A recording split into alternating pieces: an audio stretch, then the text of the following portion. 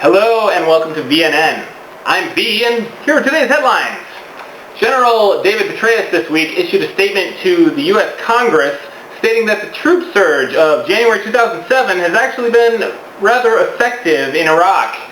The general then showed his lighter side when he turned to George W. Bush and stated, "Iraq, you break." I guess the general didn't want to be portrayed as a gloomy guy.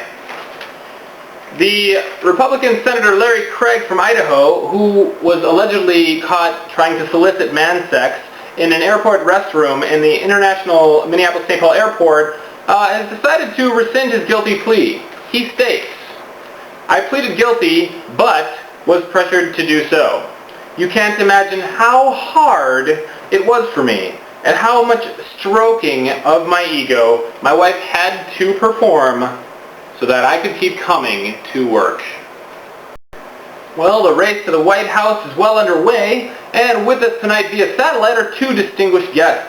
Representing the Democrats, I have Lefty Lucy, author of Be Afraid, Vote for Not That Other Guy.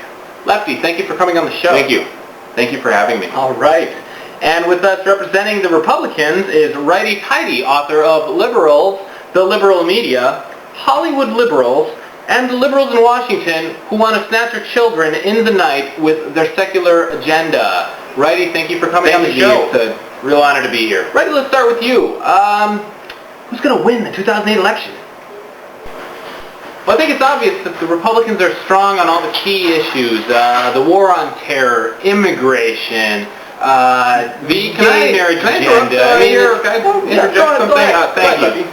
Look, I think the war in Iraq shows just how bad the Republicans are at the war on terror. If you look at the... shove it up your bong, you hippie scum. I want to reach through this monitor and shake the please up your unshowered head. The bottom line is the Democrats are weak. They want to cozy up to Grandpa Bin Laden and turn a blind eye by studies show that across the border and steal American jobs. When you speak in an angry tone, you increase global warming by 1/30%. This is ridiculous. Studies, I bet. V, where do you find me? Thank you, gentlemen, but we are out of time. Always a treat. All right, well, now we turn to our weather correspondent, Hugh Midity. Hugh, what do you have for us? Well, hey there, V. Thanks for asking. It's actually starting to cool off, which is great news for parts of the country like California, where they've seen unusually difficult fire seasons. Let's take a look at temperatures currently across the country. We have California here showing a little bit of the old 80 degrees action. We got something in the south. You know what? Let's just skip that. You can read that for yourself. Let's take a look at the extended forecast. I tell you, if I were tomorrow's temperature and I were a song, I would be a sonata because we're going to have a lot of sun tomorrow. You? Yeah. What's with the hat? Hat?